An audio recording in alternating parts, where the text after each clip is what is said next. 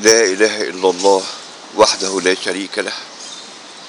رحلت الإعلامية الكبيرة الأستاذة والإعلامية الكبيرة فايزة واصف النهاردة الحد يوم 11/6/2023.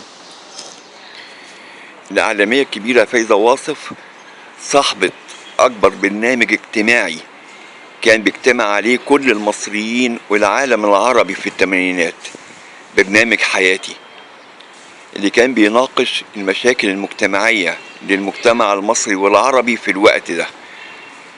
البرنامج كان بيتقدم كل يوم جمعة الساعة 5 العصر.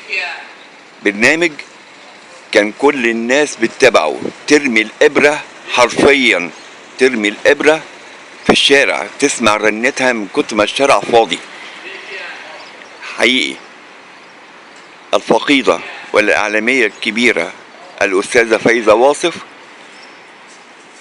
انتسبت وانتمت لاتحاد الإذاعة والتلفزيون سنة 63، وما كانش برنامج حياتي هو برنامج الوحيد ليها. هي قدمت مجموعة من البرامج المتنوعة، ولكن برنامج حياتي هو من أكبر البرامج المشهورة ليها. كلنا ندعي ليها يا رب، يا رب اجعل مثواها الجنة يا رب، وثبتها عند السؤال، اللهم آمين.